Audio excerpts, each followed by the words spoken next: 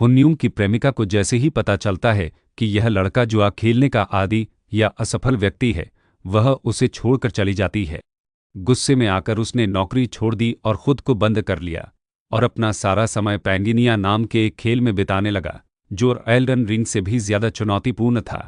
अंत में इसे कई देवताओं द्वारा उसकी चेतना पर परमाणु बम गिरा दिया जाता है और वह पोकेमॉन की तरह बेहोश हो जाता है।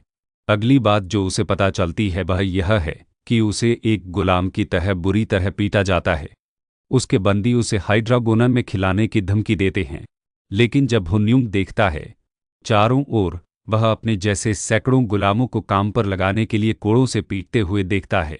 दर्दनाक कोड़ों की मार इस बात की पुष्टि के लिए पर्याप्त थी कि वह खेल की दुनिया में था। हाइड्रोजन इसका एक और सबूत था। क्षेत्र का विश्लेषण करते हुए हमारा लड़का स्टेटस विंडो खोलने का आदेश देता है। उसे आश्चर्य होता है कि उसकी आंखों के सामने एक नीली स्क्रीन आ जाती है, जिसमें उसके सारे आंकड़े, प्रतिभाएं और छिपे हुए गुण दिखाई देते हैं। हुनयूंग को यकीन नहीं होता कि वह सचमुच यहाँ है। अजीब बात यह है कि उसके आंकड़े सामान्य 10 की सीमा से भी ज्यादा हैं। सबसे चौंकाने वाली बात यह है कि वह उसके पास 13 छिपे हुए गुणों तक पहुंच है। कुछ भी करने से पहले जमीन उसके सामने गड़गड़ाती है। दास स्वामी अपनी ओर आती एक सेना को देखकर भयभीत हो जाते हैं। रेगिस्तान की रानी उनका समझौता तोड़कर एक शीर्ष स्तरीय खलनायक सांप राजकुमारी के रूप में उनका नेतृत्व कर रही है। हुनयूंग उसे देखता है और उसके मन में उसका नाम याद आता है। उसके आगमन से खेल का पहला मुख्य मिशन शुरू होता है। एकमात्र उद्देश्य जीवित रहना है, क्योंकि असफलता का परिणाम पात्र और खिलाड़ी दोनों के शरीर की मृत्यु होगा। असल जिंदगी में हुनयूंग इस जानकारी को मुश्किल से ही समझ पाता है जब सैकड़ों गुलाम तीरों की बौछार में मारे जा रहे होते हैं।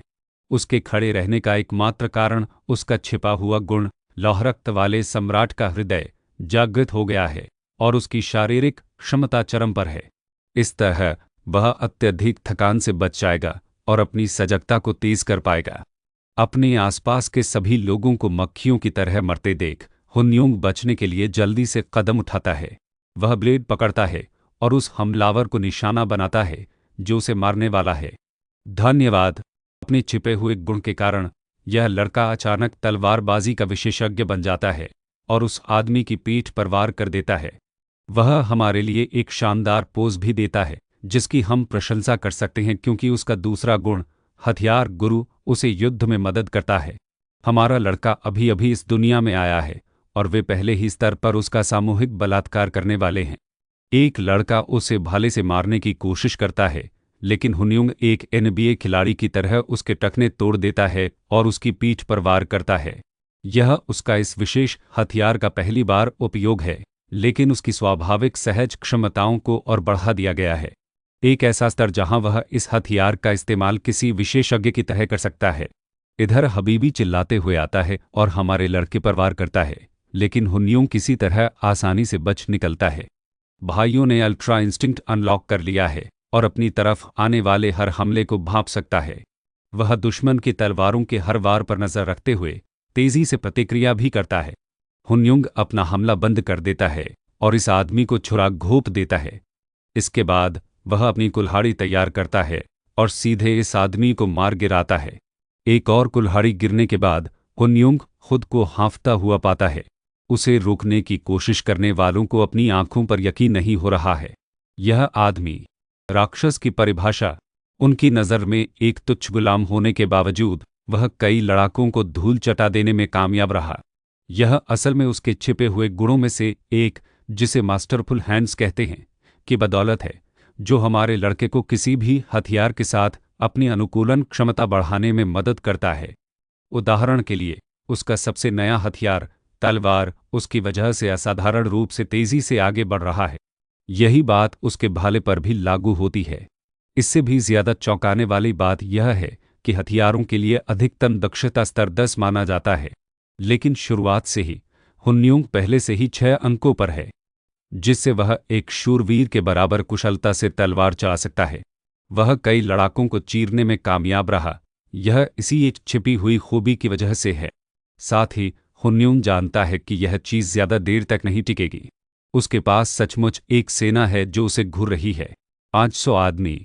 मेरा दोस्त इस बेतुके अभियान को अकेले ही पूरा करने वाला है। जैसे वह दृश्य जहां गोकू और वेजिटा हजारों धातु के कूलरों से लड़ते हैं। इस दृश्य से पहले हम खुद को सिंहासन कक्ष में पाते हैं। रानी, वह दानव लोक में उनके असफल अभियान के बारे में जानकर स्तब्ध रह जाती है। सांप राजकुमारी को डांटते हुए उसकी आंखें गुस्से से लाल हो जाती हैं। उसका नेता राजकुमारी को याद दिलाता है कि इस असफलता का असर उन पर, रेगिस्तानी शहर फिसिमर पर पड़ेगा और उन्हें अपनी पूरी ताकत से इसे रोकना होगा। सांप राजकुमारी को पंथ के रेगिस्तान की ओर जाने का आदेश दिया जाता है, जहां यह लड़की अभियान के शिकार में शामिल सभी लोगों का सफाया कर देगी। लक्ष्य हर संभव सबूत को पूरी तरह से मिटा देना है। इससे फिसलमर की संलिप्तता उजागर होती है। असल में वे नहीं चाहते कि दुनिया को पता चले कि इन लोगों ने एक बहुत बड़ा एल पकड़ा है। अगर सांप राजकुमारी अपने मिशन में सफल होती है तो अत्याचारी नेता उसका श्राप हटाने का वादा करता है। श्राप का जिक्र राजकुमारी के संकल्प को तोड़ देता है और वह अपना नया मिशन स्वीकार कर लेती है। जाने से पहले उसे सिर्फ एक ही निर्देश दिया गया था, असफल मत होना, और इसी रवैये के साथ वह खुद को अभियान क्षेत्र में पाती है। यही हमें यहाँ लाता है जहाँ सांप राजकुमारी नई बातें सीखती है, उसके एक आदमी से जिस पर एक गुलाम लटका हुआ दिखाई देता है। यह देखकर वह सचमुच चौंक जाती है।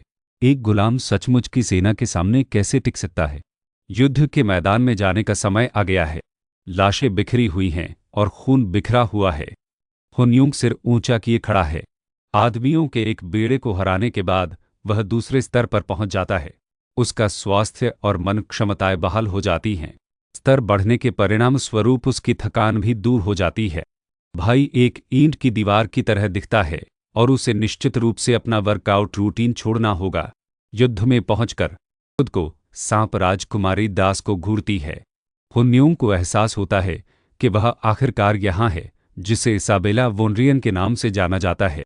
सिस्टम के माध्यम से आगे की जांच करने पर उसे उसके श्राप के बारे में पता चलता है। चूंकि वह रेगिस्तानी रानी के कारण उस क्षेत्र से बाहर नहीं जा सकती, इसलिए उसकी बाकी क्षमताएं छिपी हुई हैं, क्योंकि हुनयुंग का स्तर बहुत कम है। लेकिन मुख्य समस्या यह है कि वह 8वें स्तर की है। अपने सभी आंकड़ों के बावजूद वह चाहे कुछ भी कर ले, इस महिला को हरा नहीं सकता। सबसे मजबूत स्तर पैंडिनिया गिम को 10वां माना जाता है और 7वें स्तर तक किसी को बहुत शक्तिशाली माना जाता है। इस स्तर के बाद वास्तविक शक्ति अंतर स्पष्ट हो जाता है। मूलतः यह गोजो की तुलना बाकी जुजुत्सु काइशन जादूगरों से करने जैसा है। ये लोग अलग तरह से बने होते हैं। 8वें स्तर पर किसी को इस क्षेत्र में सबसे शक्तिशाली माना जा सकता है। दूसरे शब्दों में, ये लोग अपने आप में बॉस फाइट जैसे हैं। अब हमारा लड़का जानता है कि वह उसे सीधे मुकाबले में नहीं हरा सकता, लेकिन फिर उसे एक आसान सी बात समझ आती है। राजकुमारी का श्राप। इसाबेला अपने राक्षस से नीचे उतरती है। निर्दयी गंभीर, वह उसे पूरी दुश्मनी से देखती है और घोषणा करती है कि वह अभी और यहीं मर जाएगा। जबकि राजकुमारी थिक कर्व्स मेरे आदमी की जान को खतरा पहुंचा रही है, वह सोच रहा है कि उसने यह गेम क्यों खेलना शुरू किया। पेंजेनिया की कठिनाई रेटिंग वाकई बहुत ज्यादा है। इसे एल्डन रिंग की तरह समझें। हुनयुंग एक गुंडा है, लेकिन वीडियो गेम के लिए, इस मायने में नहीं कि वह खलनायकों के पास जाता है। वह बस किसी भी गेम में नए लेवल पार करना चाहता है। इसाबेला पूरी गति से उस पर वार करने के लिए आगे बढ़ती है। बदले में हमारा लड़का मुस्कुराता है और शांति से पूछता है कि क्या वह रानी का श्राप हटाने में रुचि रखती है। इसाबेला का ब्लेड हमारे लड़के का गला काटने से ठीक पहले रुक जाता है। तो यह वाकई बहुत करीबी मुकाबला था। वह उसके सवाल से निराश और कांपती हुई है। इसाबेला उसे घूरती है और सवाल करती है कि यह आदमी खुद को समझता ही क्या है। हुनयुंग इस स्थिति के लिए एक उचित बहाना बनाता है और बताता है कि वह असल में एक सितारा वाहक है जो नेतृत्व करता है, सामान्य लोगों को सितारों में बदल देता है। वह रानी के श्राप को हटाने का प्रस्ताव भी रखता है, जिससे इसाबेला फिर से उस क्षेत्र से बाहर निकल सकती है। यह प्रस्ताव उस लड़की को अचेत कर देता है, जिससे उसे उसके पूर्व प्रेमी से भी ज्यादा चोट पहुंचती है। बात यह है कि स्टार बियरर सिर्फ एक एनपीसी वर्ग है जिसकी किसी भी खिलाड़ी को उच्चतम स्तर प्राप्त करने के लिए आवश्यकता होती है। यह वर्ग सामान्य एनपीसी के लिए आरक्षित है। इसलिए वह वास्तव में स्टार बियरर नहीं है। लेकिन श्राप को दूर करने के लिए इसाबेला को इनमें से किसी एक एनपीसी का आशीर्वाद चाहिए। उसके जीवन में एकमात्र बाधा वह मूर्खतापूर्ण श्राप है जिसने उसे उसकी दासी। इसलिए उसके पास उसके प्रस्ताव को अस्वीकार करने का कोई कारण नहीं है। कांपती राजकुमारी दुविधा में पड़ जाती है। पता चलता है कि हुनयुंग ने वास्तव में उसे स्वयं बनाया था। वह संयोग से उसके उन अभागे पात्रों में से एक है जिनका उसने कभी पीछा नहीं किया। खिलाड़ी के दृष्टिकोण से यह श्राप केवल मानचित्र पर एक प्रतिबंध है जो खिलाड़ी को खेल के दौरान एक निश्चित क्षेत्र तक सीमित रखता है।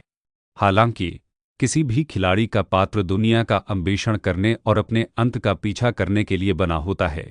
दुर्भाग्य से इसाबेला के लिए ऐसा नहीं है, जो एक पक्षी की तरह है। श्राप के कारण उसकी आज़ादी पूरी तरह से छीन ली गई है। अपनी चुप्पी तोड़ते हुए वह उसका नाम पूछती है, एक नया नाम चुनती है, ब्रूक्स रैंडोल्फ, और इससे सिस्टम में उसका असली यूज़रनेम भी सेट हो जाता है। थोड़ी देर की झड़प के बाद राजकुमारी पलट जाती है और उसे तुरंत मार डालने का अपना इरादा छोड़ देती है। साथ ही वह उसे एक खौफनाक चेतावनी देती है कि अगर वह कभी झूठ बोलते हुए पकड़ा गया तो वह खुद उसे टुकड़े टुकड़े कर देगी। खलनायक अपने आदमियों को निर्देश देता है कि वे हमारे लड़के को खुद ले जाए और उसका इलाज करे। एक सम्मानित अतिथि के रूप में बेहतरीन प्रबंधन के साथ, और इस तरह अस्तित्व की पहली खोज आखिरकार पूरी होती है। हमारा लड़का राहत की सांस लेता है। उसने बेहतरीन ग्रेड हासिल किए और ढेर सारे पुरस्कार जीते, लेकिन यह इतना थका देने वाला होता है कि लड़ाई के बाद उसका शरीर टूट जाता है। यून्यूंग को यकीन ही नहीं होता कि वह उस मिशन में बच गया और कुल 220 अंक हासिल किए। अगले ही दृश्य में ब्रो को एक महल में लाया जाता है। अचानक वह एक आलीशान स्नान का आनंद ले रहा होता है। यून्यूंग इस बात पर जोर देता है कि कैसे हाइड्रैगन खेल में जल्दी गिरने के लिए जाना जाता है। फिर माइकेला की तलवार है।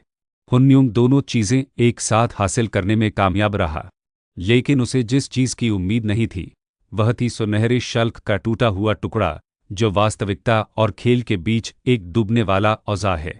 उसके विचारों में तब बाधा आती है जब बर्फ की खरगोश जैसी नौकरानियां वहां आ जाती हैं और उसे मुफ्त में नहलाने की पेशकश भी करती हैं। हुनयुंग इस बेतुके मुफ्त प्रस्ताव को मना नहीं करेगा और उनसे अपने पैर धोने का अनुरोध करता है। मैं तो बिल्कुल भी नहीं हूँ, मजाक कर रहा हूँ। हम यहाँ पैरों की तस्वीरें खींचवाने आए हैं। ये औरतें इसाबेला की निजी नौकरानियां हैं। हुनयुंग जानता है कि वे उसके इरादों को परखने आई हैं। एक असली स्टार बेयरर किसी भी यौन इच्छा पर प्रतिक्रिया नहीं करता, तो यह आदमी उत्तेजना से बचने के लिए सचमुच अपनी जान की बाजी लगा रहा है। लेकिन बदकिस्मती से हमारा शहीद सिपाही एक कामुक छाती को घूरता रह जाता है। भाई इतना घबरा जाता है कि स्टेटस विंडो को पॉप अप करने की मिन्नतें करता है ताकि उसके स्तन दिखाई न दे। हैरानी की बात है कि हुनयुंग को एक नया रहस्योद्घाटन होता है। पैंडिनिया और असली दुनिया के बीच एक तरह की सीमा रेखा धीरे धीरे अपना रास्ता बना रही है। अपने मिशन पूरे होने के सफल इतिहास को देखते हुए उसे वास्तव में लॉगआउट सुविधा मिल जाती है। अब यह वाकई दिलचस्प है, लेकिन गेम उसे चेतावनी देता है कि लॉगआउट के दौरान उसका किरदार असुरक्षित रहेगा। वैसे ब्रो, ग्रेसिया और आई लव मिंट चॉकलेट को लीडर बोर्ड पर देखकर वाकई हैरान है। ये दोनों गेम के दौरान उसके सबसे अच्छे दोस्त थे। पता चला कि उन्हें भी उसी तरह इस गेम में घसीटा गया था जैसे उसे घसीटा गया था। हुनयुंग भी लॉगआउट सुविधा पसंद आने के बाद आखिरकार उसे इस पागल खेल से बचने के लिए जेल से बाहर निकलने का कॉर्ड मिल गया। तुरंत वह नौकरानियों से कमरे से बाहर निकलने का आग्रह करता है, उनके व्यवहार को दृढ़ता से अस्वीकार करता है। हुनयुंग जोर देकर कहता है कि उसे सितारों से संवाद करना होगा, वरना वह अपनी शक्तियां खो देगा। यह खबर सुनकर एक नौकरानी का चेहरा लाल हो जाता है। नौकरानियां कमरे से बाहर निकल जाती हैं और उसे अपने काम पर छोड़ देती हैं। हुनयुंग को विश्वास नहीं हो रहा है कि उसके घटिया बहाने ने उसकी जान बचाई। वह टब से बाहर निकलता है और लॉकआउट सुविधा का इस्तेमाल करता है, एक पल की भी परवाह किए बिना। खेल के बारे में उड़ान भरने की बिल्कुल भी परवाह नहीं करता। खेल उसके किरदार को एक सुरक्षित वातावरण में रखता है, उसे याद दिलाता है कि अगर उसका किरदार मर जाता है तो असल जिंदगी में भी उसकी मौत हो जाएगी। लॉगआउट प्रक्रिया पूरी होने पर हमारा लड़का खुद को अपनी दुनिया में वापस पाता है। लेकिन दुनिया सचमुच नर्क में बदल चुकी है। हर तरफ तबाही, राक्षस हमला कर रहे हैं और शहर जल रहे हैं। कुनिंग को खबर के बारे में पता चलता है और वह एक बस के आकार के प्रेन मेंटिस को तबाही मचाते हुए देखता है। भयभीत होकर वह गिर पड़ता है और इस एहसास के आगे झुक जाता है कि खेल के राक्षसों ने किसी तरह असली दुनिया पर आक्रमण कर दिया है। इसके अलावा उसके बगल में एक सुनहरा टुकड़ा पड़ा है, वह टुकड़ा जो दोनों दुनियाओं के बीच के संबंध से जुड़ा है। चलिए कुछ मिनट पीछे चलते हैं। खेल से लॉकआउट करने पर यादों का सैलाब उमड़ पड़ता है। खेल में घटी सभी घटनाएं उसके दिमाग में घूमने लगती हैं। हुनयूंग जीवित दुनिया में लौटता है, अपने आसपास के माहौल को देखता है और सोचता है कि क्या यह सब बस एक बीमार सपना था। वह मुस्कुराता है, खुद का मजाक उड़ाता है कि वह किसी अनजान जगह पर पहुंच गया है। एक वेब उपन्यास। जैसे ही उसकी नज़र अपनी मेज पर रखे छोटे से सोने के टुकड़े पर पड़ती है, उसका आत्मविश्वास डगमगा जाता है। घबराकर वह उसे उठाता है और एक बार फिर वास्तविकता पर सवाल उठाता है। अगर यह चीज़ उसके कमरे में आई है तो इसका मतलब है कि उसके साथ जो कुछ भी हुआ वह सब सच है। वैसे असली खेल अब वेबसाइट पर मौजूद भी नहीं है। हुनयूंग अपने सिद्धांत पर बिल्कुल सही बैठता है। असली दुनिया और खेल की दुनिया के बीच की सीमा टूट गई है। घबराकर वह जल्दी से कोई उपाय ढूंढता है। तभी उसका दिमाग काम करता है। राक्षस इस दुनिया में आ गए हैं तो इसका मतलब है कि कुछ और चीजें भी उपलब्ध हो सकती हैं। माइकेला की तलवार याद है? हाँ, वह शुरुआती चरण की वस्तु अब जीवित दुनिया का हिस्सा है क्योंकि हुनयूंग उसे और हाई ड्रैगन सोल सचेल दोनों को प्रकट करता है। दुर्भाग्य से भाई को नहीं पता कि इस चीज का वास्तविक जीवन में उपयोग कैसे किया जाता है, क्योंकि खेल में इसकी क्षमताओं का उपयोग करने के लिए केवल डबल क्लिक सुविधा का उपयोग किया गया था। सिस्टम से विवरण याद करते हुए हुनयूंग एक और रहस्योद्घाटन पर पहुंचता है, हालांकि वह इसमें असमर्थ है। इन राक्षसों से लड़ने की वास्तविकता उसके गेम कैरेक्टर के मामले में अलग है। जैसे ही वह टुकड़ा सक्रिय करता है, ब्रो अपने गेम कैरेक्टर रैंडोल्फ की क्षमताओं के साथ पूरी तरह से तालमेल बिठा लेता है। यह तालमेल प्रक्रिया उसे पूरे एक दिन तक चलेगी। तो चलिए फिर से सड़कों पर लौटते हैं जहां एक लाचार मां अपनी कमजोर बेटी को गोद में लिए हुए अपनी जान बचाने के लिए भाग रही है। वे पहले ही अपने पति को खो चुकी हैं। हालात और भी बदतर बनाने के लिए भगवान गिरते हुए मलबे से उन्हें गिराने का फैसला करते हैं। आप शायद सोच रहे होंगे कि कोई हीरो उन्हें बचा लेगा, लेकिन नहीं। छोटी बच्ची यूंजी बच जाती है जबकि उसकी मां टोक्यो घोल स्टाइल में बुरी तरह कुचली जाती है। उसी समय एक युवती उन्हें बचाने के लिए दौड़ती हुई आती है। वह उस मां की मदद करना चाहती है जो पूरी तरह कुचली हुई है। उसकी एकमात्र इच्छा है कि उसकी बेटी सुरक्षित रहे। यह युवती यूंजी को रोकती है और इस नुकसान से उबरती है, लेकिन जब वह इस सब में उलझी हुई थी, उसे पता ही नहीं था कि वह राक्षस उस पर टूट पड़ा है। यह चीज उसे निगलने वाली है। छेद। लेकिन तभी हमारा हीरो आता है और अपनी तलवार की धार से उस जीव को चीर डालता है। जो आदमी आया है वह दयनीय हुनयूंग नहीं, बल्कि उसका गेम कैरेक्टर है, जो असल में उस जीव पर वार करता है और उसे टुकड़े टुकड़े कर देता है। युवती हैरान है कि वे कैसे बच गए, साथ ही सोच रही है कि यह गिगाचैड आखिर कौन है। एक और प्रेन मेंटिस हमारे लड़के पर हमला करने के लिए दौड़ता हुआ आता है। वह उसे पीछे मुड़कर देखने के लिए चिल्लाती है, लेकिन चिंता की कोई बात नहीं है। एक विशाल अजगर मेंटिस को कुचल देता है। उसके दांतों के बीच हाइचू ड्रैगन याद है?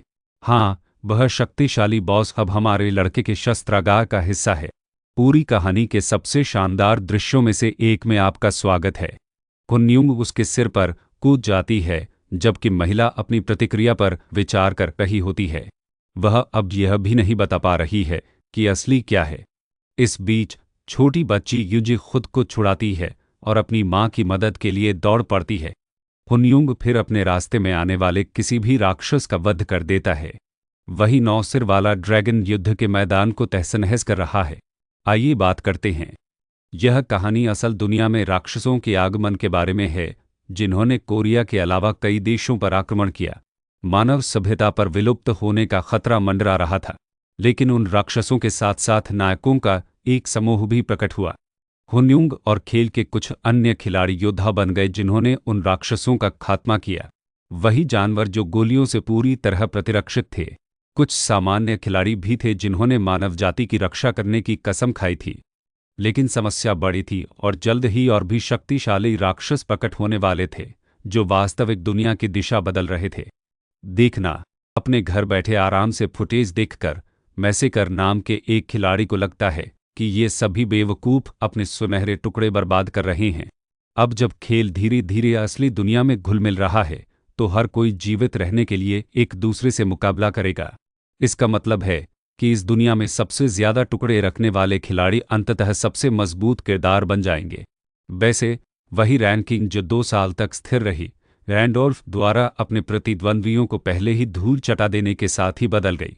जरा इससे यह सवाल उठता है कि क्या यह आदमी वाकई फैंटम है? फैंटम का उपनाम घोस्ट भी है। दरअसल हुनयूंग का किरदार ही इन दोनों नामों से सबसे ज्यादा जाना जाता है। यही वह व्यक्ति है जिसने डेमन रियल्म अभियान नामक एक एनपीसी अभियान शुरू किया था, और वह खेल के अंतिम चरण तक पहुंचने वाला एकमात्र व्यक्ति है। हालांकि उस अंतिम लड़ाई में फैंटम की पूरी तरह से हार हुई, फिर भी निस्संदेह उसे पैंगिया खेल का निर्विवाद सर्वश्रेष्ठ खिलाड़ी माना जाता है। भाई यहाँ है फेकर के आभा मंडल का एक प्रतिशत धारण करने वाला मैसेकर का एक सिद्धांत है, जिसके अनुसार जिस खिलाड़ी ने फैंटम पात्र का उपयोग किया था, उसे उसी क्षण खेल में बुलाया गया होगा जब उसका अभियान विफल हुआ था। भले ही किसी व्यक्ति के उपकरण और रूपरंग पूरी तरह से रीसेट हो जाते हैं, फिर भी उन्हें पिछले पात्र के गुण प्रदान किए जाते हैं। और यही तार्किक व्याख्या है कि रैंडोल्फ के पास अपने वास्तविक खेल पात्र की हर एक टूटी हुई क्षमता क्यों है। हमारे लड़के की बात करें तो वह फिर से तब में जागता है। वह वापस आ गया है। खेल राक्षसों की असली दुनिया की नई स्थिति को दर्शाता है। कम से कम स्थिति पहले से ज्यादा स्पष्ट हो गई है। हुनयूंग का भी दावा है कि उसने अपने पिछले किरदार के साथ खेल लगभग पूरा कर लिया था और अंत में बस हार गया था। उसकी प्रगति में एक चीज जिसने बाधा डाली, वह थे रास्ते में उसके द्वारा नियुक्त भाड़े के सैनिक और कुछ एनपीसी जिन्होंने उसके समूह के साथ विश्वासघात किया था। उसकी सोची जा सकने वाली सबसे अच्छी योजना के बावजूद इन लोगों ने विश्वासघात के अपरिहार्य विनाश के साथ सब कुछ बर्बाद कर दिया। लेकिन दिलचस्प बात यह है कि वही लोग उसे ठीक वैसे ही बुलाया गया जैसे वह खेल में था। बात यह है कि कुछ लोग हैं ईर्ष्यालु खिलाड़ी जो फैंटम को असफल होते देखना चाहते थे, इसीलिए उन्होंने उसे धोखा दिया। हमारा लड़का अच्छी तरह समझता है कि उसके नफरत करने वाले अब भी उसके पीछे पड़े हैं। अब जब दोनों दुनियाएं एक दूसरे में मिल रही हैं, तो वह खेल से लॉग आउट करके छिप नहीं सकता। एक नहीं बल्कि 2 दुनियाओं में जीवित रहने का एकमात्र अचूक तरीका यह है कि वह फिर से अजेय रूप से शक्तिशाली बन जाए, और यही हमें सिंहासन तक ले जाता है। राजकुमारी के कमरे में जो सोच रही है कि क्या उसने अपने तारों से बात कर ली है, हुनयूंग उसे विश्वास दिलाता है कि उसकी बात पूरी हो गई है और वह अपना वादा पूरा करने आया है। हालांकि उसकी अपनी एक शर्त है। जब इसाबेला अपनी दासियों को कमरे से बाहर जाने का इशारा करती है, तो तारावाहक अपनी शर्त बताता है और इसाबेला से उसे अभयारण्य में ले जाने का आग्रह करता है, जिससे राजकुमारी हैरान रह जाती है। वह उसे ऐसा पूछने के लिए पागल भी कहती है। हमारा लड़का जानता है कि अगले मिशन में उसे एक कक्षा हासिल करनी है, और उसकी आंखें खुल गई हैं। एक खास को पाने के लिए कृतसंकल्प वह इसाबेला को एक मोहरे की तरह इस्तेमाल करता है और यह बताकर कि अभयारण्य में एक तारा है, विशेषज्ञ गैसलाइटिंग रणनीतियां अपनाता है। रात हो जाती है और एक महिला खून से लथपथ लाशों के बीच से गुजरती है। यह राजकुमारी है जिसने अपने रास्ते में आने वाले सभी लोगों का कत्लेआम किया है। पीछे हमारा लड़का है जो एक पूरी रक्षक टीम को खत्म करने के उसके अद्भुत कौशल से दंग रह जाता है। वह इस मिशन के लिए एकदम सही सहयोगी है। आइए कुछ घंटे पीछे चलते हैं। इस आदमी ने अभी अभी उसे वहां ले जाने के लिए कहा था। अभयारण्य। इसाबेला अभयारण्य में इस गुप्त तारे के बारे में जानकर हैरान रह गई। हुनयूंग ने विवरण स्पष्ट रखने का ध्यान रखा और वास्तव में बताया कि उसे चौथा तारा संयोग से मिला था। वह अकेला खिलाड़ी है जो इसके सटीक स्थान के बारे में भी जानता है। इस जानकारी का उपयोग करते हुए वह इसाबेला को बताता है कि उसका श्राप समाप्त होने का यही एकमात्र तरीका है।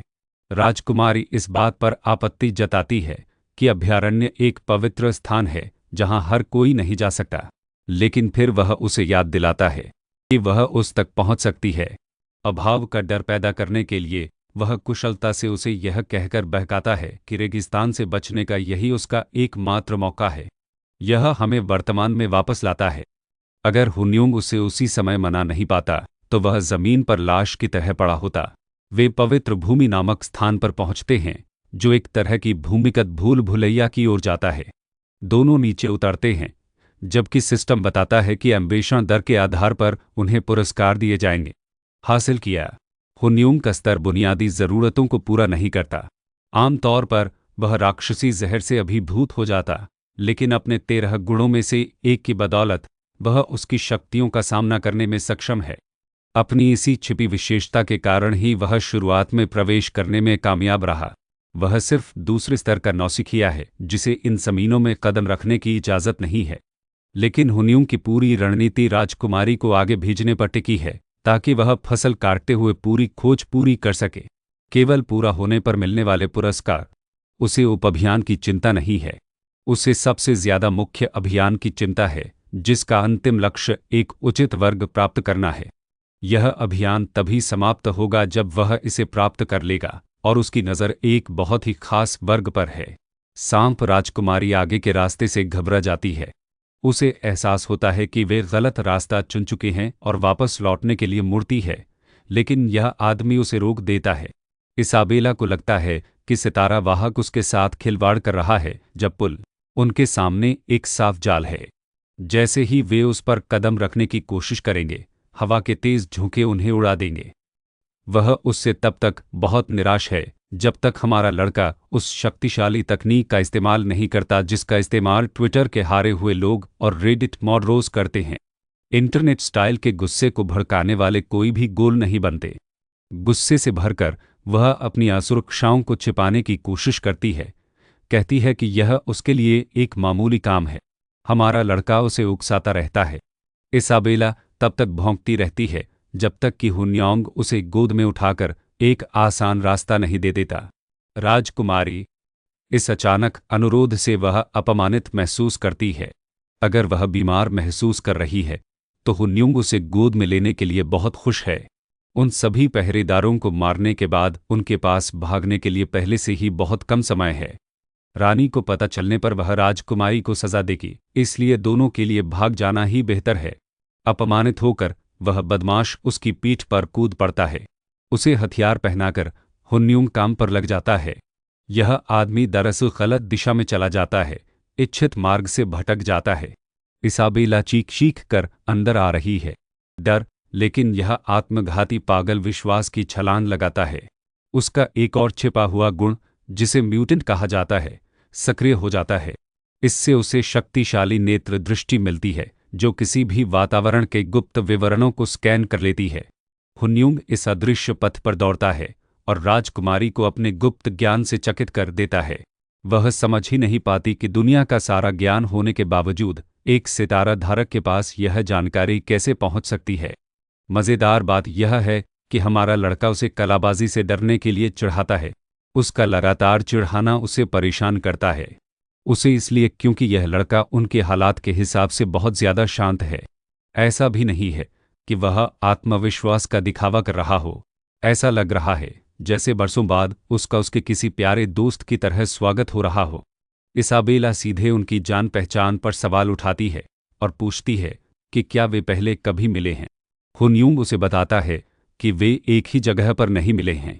वह यह भी कबूल करता है कि उसने उसे एक तरफ से देखा है, लेकिन उसने उसे कभी नहीं देखा। गेट का इस्तेमाल करके दोनों आगे बढ़ते हैं और एक अलग क्षेत्र में टेलीपोर्ट हो जाते हैं। हुन्यूंग कोई डोमेन बैरियर को पार करता है और आने वाले खतरे के लिए अपनी यादाश्त जगाता है। पास ही पड़े पत्थरों का समूह अचानक मानव रूप धारण कर लेता है, पत्थर के गोले में बदल जाता है, जिससे लाल ऊर्जा निकलती है। इन शक्तिशाली गोलेम राक्षसों को संरक्षक कहा जाता है। इसके विशाल रून के आकार से ही हमारे लड़के को शक है कि वे किसी शक्तिशाली बॉस से निपट रहे हैं। इस तरह के बॉस का एक ही वार उसे कीड़े की तरह कुचल देगा।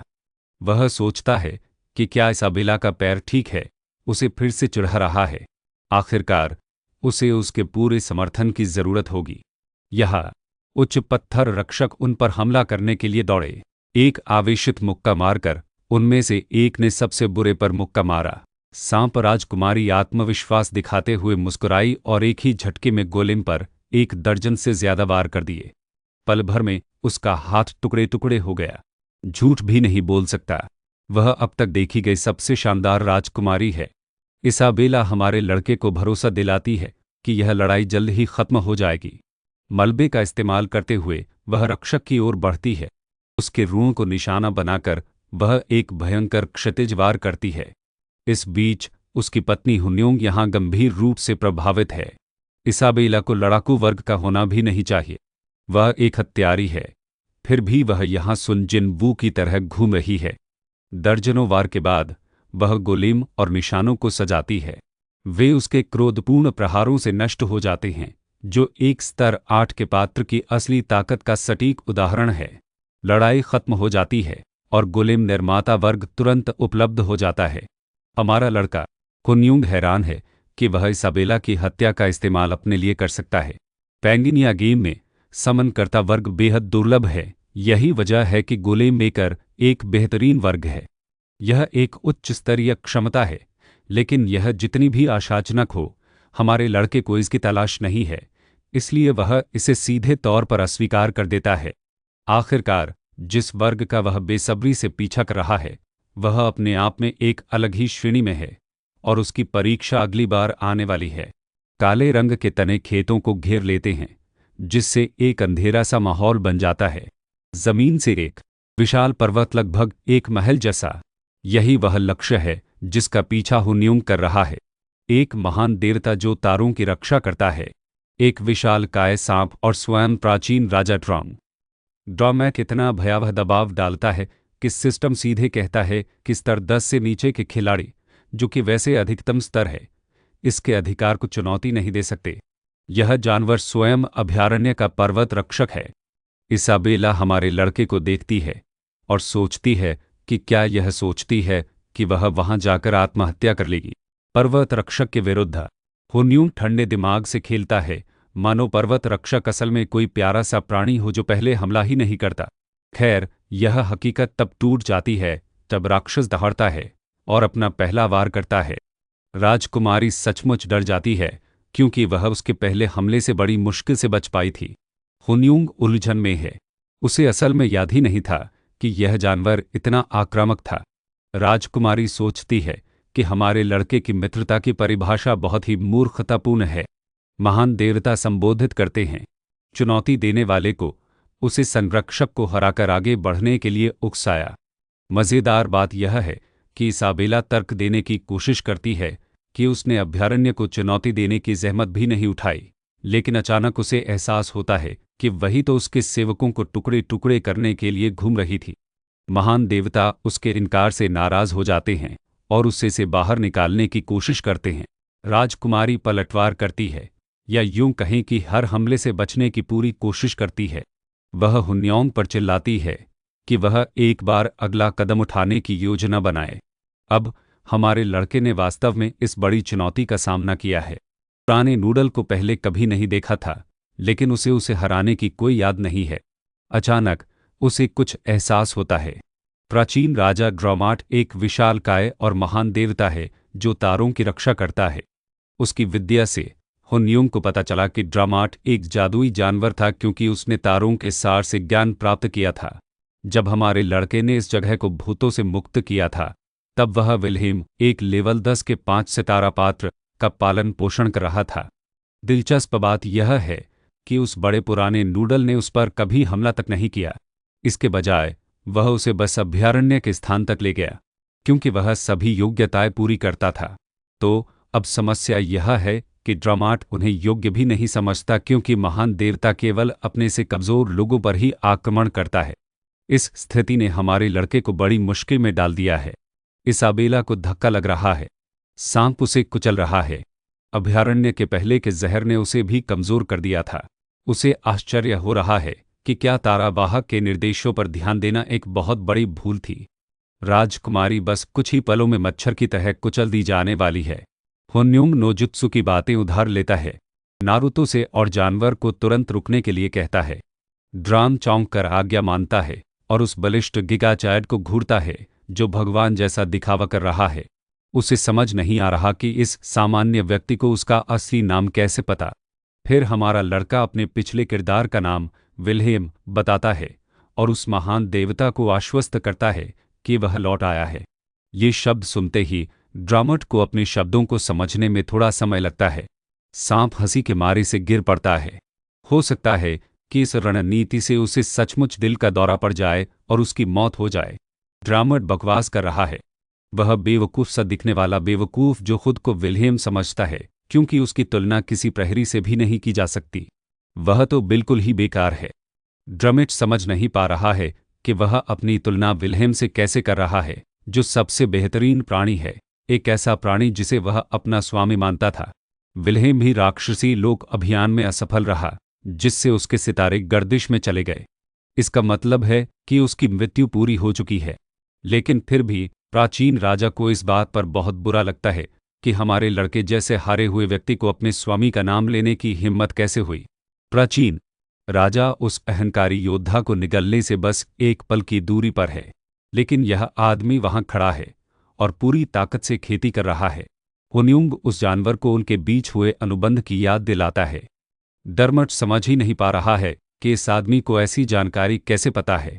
दुनिया का कोई भी प्राणी ऐसी बात नहीं जान सकता।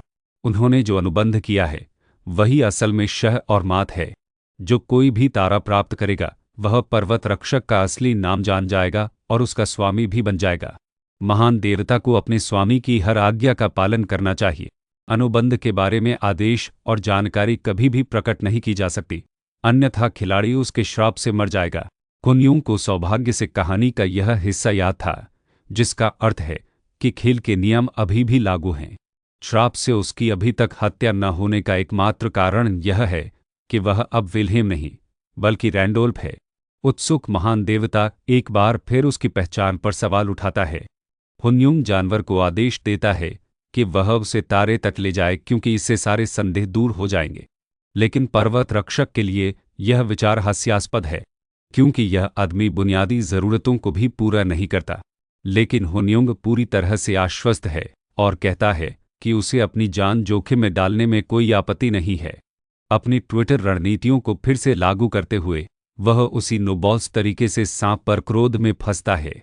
महान देवता उस दयनीय प्राणी पर हंसते हैं जो एक ही वार से मर सकता है। वह सोचते हैं कि इस आदमी को इतना आत्मविश्वास कैसे है। बस यही जानने के लिए वह उसे उसके स्थान तक पहुंचाने के लिए मुड़ता है। ड्रमंड का इरादा तारे का इस्तेमाल करके अंतिम निर्णय लेने का है। जब वह गुजरता है, इसाबेला अवाक रह जाती है। वे एक उदास जगह पर पहुंच गए हैं, जिससे उसे आश्चर्य होता है कि क्या वह तारा सचमुच यहाँ है। हमारा लड़का उसे यकीन दिलाता है कि वेदी पर रखी चीज़ असल में तारा ही है। खैर, यह तो बस एक हड्डी जैसी खोपड़ी है। इसाबेला हैरान रह जाती है, लेकिन हुन्युंग को पता चलता है कि यह असल में लिया का चेहरा है। उस क्षेत्र की जुड़वा देवी की मृत्यु हो गई और उनका शरीर पूरे महाद्वीप में 32 टुकड़ों में बिखर गया। ये टुकड़े असल में उस क्षेत्र के अंदर तारे माने जाते हैं। ये वही उत्प्रेरक हैं जिन्हें अलौकिकता प्राप्त करने के लिए इस्तेमाल किया जाता है। और अब हुन्युंग के हाथ में यह है। तुरंत लपटों का एक भंवर उसके पूरे अस्तित्व को अपनी चपेट में ले लेता है और लपटें ऊपर की ओर उठती हैं। इसाबेला उसके लिए चिंतित है, जबकि महान देवता हंसते हैं। उन्हें पता था कि ऐसा होगा। कोई भी साधारण मनुष्य आवश्यकताओं को पूरा किए बिना किसी तारे के पास नहीं जा सकता। नाटक में तो उस तुच्छ मनुष्य की मृत्यु का भी जश्न मनाया जाता है। मज़ेदार बात यह है कि हमारा लड़का वास्तव में अंदर बिल्कुल ठीक है। वह लपटों से अछूता है और यह देख रहा है कि तारा विशेष रूप से किसी खिलाड़ी को तभी मारता है जब कोई उसे धोखा देकर आगे निकलने की कोशिश करता है। लेकिन इस मामले में हुन्युंग वास्तविक बातचीत से प्राचीन राजा को चकमा देने में कामयाब रहा। असली समस्या अपने सपनों का वर्ग हासिल करना है। पहले से कोई वर्ग तय किए बिना तारा हासिल करने की समस्या यह है कि यह आमतौर पर आपको उस वर्ग का अपना संस्करण देता है। ऐसा कुछ हुन्युंग ने पहले कभी नहीं किया था। उसके सभी 13 गुण चमकने लगते हैं जो पिछले अधिकतम चरित्र के उसके कौशल को दर्शाते हैं। तारा उसे विनाश का सामना करने में सक्षम प्राणी मानता है। यह बिखर जाता है। उसका मन हुन्यूंग के शरीर में प्रवाहित होता है और उसका एक हिस्सा बन जाता है। अब उसके पास स्टार पियर्स और ब्लेसिंग ऑफ द स्टार्स नामक नए कौशल है, और लौकिकता प्राप्त करने के बाद तारों का प्रभाव हमेशा के लिए उसके साथ रहेगा। इसके साथ ही उसने क्लास स्टार उत्तराधिकारी प्राप्त कर लिया है। इसाबेला हैरान रह जाती है। उसे विश्वास नहीं हो रहा है कि यह आदमी स्वाभाविक रूप से तारे को पूरी तरह से अवशोषित कर रहा है। शोरगुल खत्म होने के बाद हुन्यूंग राजकुमारी को संबोधित करता है और उससे पूछता है कि श्राप हटने के बाद वह क्या करेगी। उससे राजकुमारी बताती है कि वह बस अपने परिवार की वंशावली खोजने के लिए इस घटिया रेगिस्तान को छोड़ना चाहती है। हुन्यूंग एक शर्त पर उसे आशीर्वाद देने और श्राप हटाने के लिए तैयार है। उसकी एकमात्र शर्त यह है कि वह उसकी सेवा करे, जो कि 1 साल तक लगातार शब्दों का एक दिलचस्प चयन है। उसके बाद वे दोनों मिलकर उसके परिवार की तलाश में निकलेंगे। अब बात यह है कि इसाबेला भागने के बाद भी रानी के प्रकोप से डरती है। वह किसी और के अधीन होने से डरती है, लेकिन हुन्यूंग उसे विश्वास दिलाता है कि वह अलग है। उसका सार्थक भाव उसे समझ आ जाता है। सांप राजकुमारी घुटनों के बल बैठ जाती है और अपने स्वामी के प्रति पूर्ण समर्पण स्वीकार करती है। रुको क्या? हुन्यूंग उसे सही निर्णय लेने के लिए बधाई देता है और फिर ड्रॉमूट की ओर मुड़कर इस सांप को उस पर जल्दी विश्वास न करने के लिए ताना मारता है। अब कुछ अच्छे पुराने कर्मों का समय आ गया है, इसलिए हुन्यूंग नोडल से एक अच्छे सांप की तरह उसके सामने झुकने की मांग करता है। उसकी उत्कृष्टता के कारण अब कई युद्ध शैली के नक्षत्र हुन्यूंग के विकास में रुचि ले रही है। जब इसाबेला के विश्वासघात की खबर रेगिस्तान की रानी तक पहुंचती है तो वह चकित हो जाती है और तुरंत दोनों को पकड़ने का आदेश देती है। बाहरी दुनिया में लोग इस नए रैंडोल्फ खिलाड़ी की पहचान के बारे में अटकलें लगाने लगे हैं। उन्हें लगता है कि यह पर्दे के पीछे फैंटम है, क्योंकि ग्रेसिया से ज़्यादा अंक प्राप्त करना किसी और के लिए असंभव है। अब जबकि 5 साल का अनुभवी खिलाड़ी फिर से खेल में लौट आया है, शीर्ष अधिकारियों को मुश्किल हो रही है। उन्होंने कोशिश की, अतीत में उससे संपर्क करने के बावजूद हम उसका पता नहीं लगा पाए थे, लेकिन उस समय वह असली खिलाड़ी नहीं था। दोनों लोगों के विलय से चीज़ें आसान हो गई हैं। वे मछली पकड़ने की कोशिश करना चाहते हैं और उसे फंसाना चाहते हैं। सभी जानते हैं कि अगर वह फिर से पहला स्थान सुनिश्चित करना चाहता है तो मुख्य खोज 3 में उससे बहुत सारी वस्तुएं ली जाएंगी। आइए पहले मछली पकड़ने के बारे में बात करते हैं। यह एक गुप्त नीलामी हॉल में इस्तेमाल की जाने वाली एक आम रणनीति है जहां खिलाड़ी वस्तुओं का व्यापार करते हैं। वे कम कीमत पर एक उच्च स्तरीय वस्तु अपलोड करते हैं, फिर एक जुड़वां क्षमता का उपयोग करते हैं। एक ताबीज़ के जरिए खरीदार का पता लगाने की कोशिश करते हैं। नए खिलाड़ी नीलामी में मिली सस्ती चीज़ खरीद लेते हैं, यह सोचकर कि यह सदी की सबसे बड़ी चोरी है, लेकिन फिर नीलामी करने वाले खिलाड़ी आसानी से उन्हें ढूंढ लेते हैं और मार डालते हैं। समस्या यह है कि वे फैंटम से निपट रहे हैं, इसलिए वह आदमी निश्चित रूप से इस रणनीति को समझ जाएगा। लेकिन यह पागल लड़की किसी तरह सोचती है कि यह योजना काम करेगी। वह अब तक की सबसे महानतम है। उसे लगता है कि उसके जैसा आदमी वास्तव में एक आसान चीज़ हथियाने की कोशिश कर सकता है। नीलामी से एक वस्तु। यह पागल लड़की उस लड़के की जानकारी उजागर करने के बाद उसे असली दुनिया से अगवा करने का सुझाव भी देती है।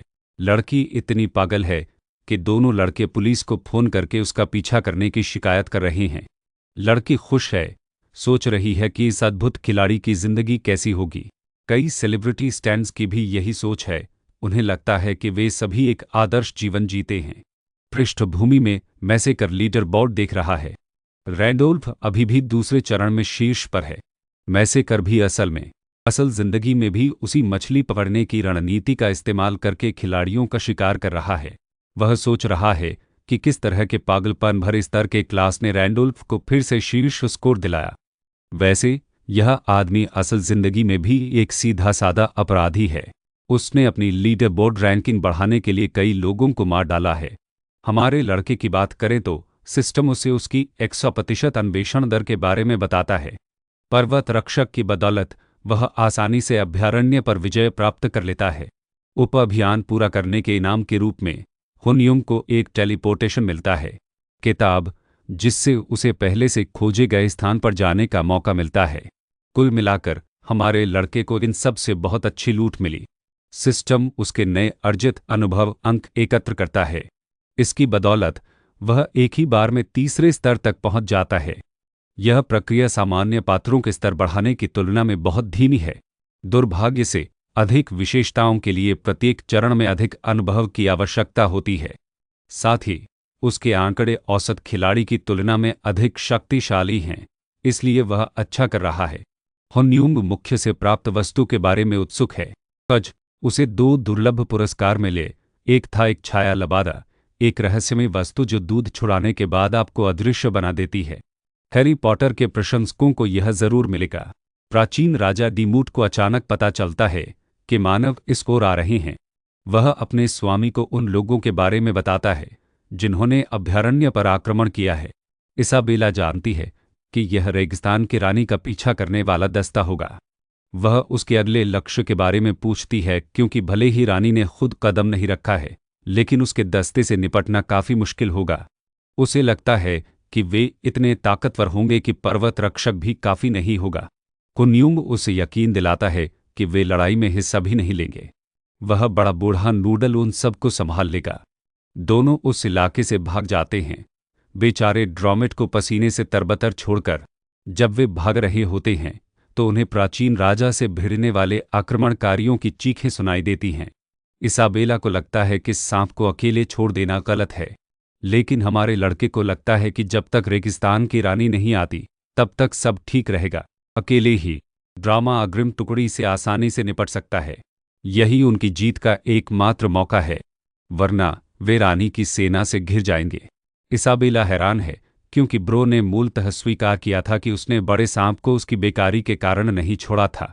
ऐसा नहीं है कि पर्वत रक्षक भी अभयारण्य छोड़ सकता है, इसलिए उन्हें ही भागना होगा। हुनयूंग रेगिस्तान के किनारे पर एक ताना द्वार का उपयोग करके इस क्षेत्र से पूरी तरह से भागने का इरादा रखता है। इसाबेला के उठाने के लिए धन्यवाद। शाप, वे ठीक हो जाएंगे। असली समस्या यह है कि द्वार को सक्रिय होने में बहुत समय लगता है। वे पहले ही पहुंच चुके हैं और राजकुमारी रेगिस्तान से बाहर निकलने के लिए उत्सुक है। हुनयूंग उसे अतिरिक्त सक्रियण अवधि के बारे में बताता है। आप सोच रहे होंगे कि यह केवल कुछ मिनट का समय है, लेकिन इस लानत द्वार को सक्रिय होने में पूरे 12 घंटे लगते हैं। वे पूरी तरह से खाली जमीन में फंसे हुए हैं जहां छिपने के लिए कोई जगह नहीं है। पीछा करने वाला दस्ता उन्हें यहां जरूर ढूंढ लेगा। ड्रामाट उन्हें विलंबित कर सकता है, लेकिन बहुत ज्यादा नहीं। लंबा। तब तक हुनयूंग स्टार से बात करना चाहता है। दूसरे शब्दों में, वह लॉग आउट करके असली दुनिया की स्थिति जानना चाहता है। वह इसाबेला का विश्वास जीतता है, जो अपनी तलवार तैयार करती है और उसकी रक्षा करने की कसम खाती है। अब यह एक खतरनाक किरदार है। हमारा लड़का खेल से बाहर हो जाता है, अपने गंदे अपार्टमेंट में जागता है। लॉग आउट करने का एहसास अभी भी अजीब है, लेकिन वह जल्दी से फोन उठाकर खबर देखता है। शुक्र है, कोई नई आपदा की सूचना नहीं मिली है, इसलिए राक्षस अभी तक नहीं आए हैं। दोनों के साथ दुनिया के कई क्षेत्र आपस में टकरा रहे हैं। हुनयूंग अपने फायदे के लिए बस कुछ ही चीजों का इस्तेमाल कर सकता है। असल दुनिया के खिलाड़ी, यानी उसकी दुनिया, उसे सबसे ज्यादा चिंतित करती है। इसलिए वह बार बार यह सुनिश्चित करने के लिए जांच करता रहता है कि वह यहां भी सुरक्षित है। अचानक एक टेक्स्ट मैसेज उसका ध्यान खींच लेता है। यह किम सेओ का है। अगले दृश्य में उसकी पूर्व प्रेमिका यहां किसी से फोन पर बहस कर रही है और पूरे रेस्टोरेंट को अपनी आप बीती बता रही है। वह उसके पैसे चाहती है क्योंकि वह एक झूठा सोना खोदने वाली है। उसका नया बॉयफ्रेंड कॉल ड्रॉप कर देता है और उसे अकेला छोड़ देता है। घटिया सेओ यान को हुनयूंग की याद आ जाती है, जो एक असफल व्यक्ति है। वह उसे दयनीय कहती है। फिर भी उसे अच्छा लगा कि वह आज्ञाकारी था और उसे इतनी जल्दी छोड़ देने का पछतावा भी है। वह उसके मैसेज के बाद उससे बात करने आता है। शॉन अब उसके साथ पहले से कहीं ज्यादा अच्छा व्यवहार करता है, बजाय इसके कि उसने उसे कैसे डांटा और छोड़ दिया। वह बैठकर पूछता है कि वह उससे क्या चाहती है। सेओ यान उसके इस नए अहंकार से नाराज है।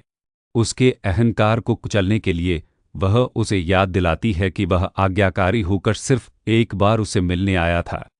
निमंत्रण, यही एक चीज थी जो उसे हमेशा उसमें पसंद थी। एक शिकारी की तरह यह उसे बताती है कि उसे उससे अलग होने का कितना पछतावा है और सोचती है कि क्या वह भी ऐसा ही सोचता है। इस सवाल पर विचार करते हुए हमारा लड़का परेशान होने लगता है। यह सोचकर कि उसने उसे यहाँ तक बुलाया और उसके लिए एक ड्रिंक भी नहीं खरीदी, उसके अनादर से निराश होकर वह जाने के लिए उठ खड़ा होता है। सेओ इस बात से घबराई हुई कि वह अपने पूर्व कठपुतली पर नियंत्रण खो रही है, उसे रोकने की कोशिश करती है। वह ऐसे व्यवहार करती है जैसे पूरी दुनिया उसके इर्द गिर्द घूमती है, उसके आसपास, लेकिन वह उससे तंग आ चुका है। भाई एक धमाकेदार सवाल के साथ पलटता है। सेओ यान से पूछता है कि क्या उसके नए प्रेमी को पता है कि वे यहाँ डेट पर हैं। वह उसे एक ही समय में कई पुरुषों के साथ डेटिंग करने के लिए फटकार लगाता है, जो उसके सोशल प्रोफाइल पर साफ दिखाई देता है। स्लेयर 69 उसे छोड़कर सड़कों पर चला जाता है, यह सोचते हुए कि अगर उसने अपना नया व्यक्तित्व नहीं अपनाया होता तो वह कितना घबरा जाता। पता चलता है कि रैंडोल्फ का लचीलापन वास्तव में इस वास्तविकता में भी उस पर हावी हो जाता है। वह उस जगह से निकल रहा है, तभी अचानक उसकी नज़र एक लड़के पर पड़ती है जो किसी को धमका रहा है। यह बदमाश गुस्से में उस मासूम लड़की पर ब्लेड से वार करने ही वाला है। हुनयूंग बीच में आता है, उसकी कलाई पकड़ लेता है, हमला रोक देता है और उस लड़की की जान बचा लेता है। यह भी वही लड़की है जो पहले वाली थी।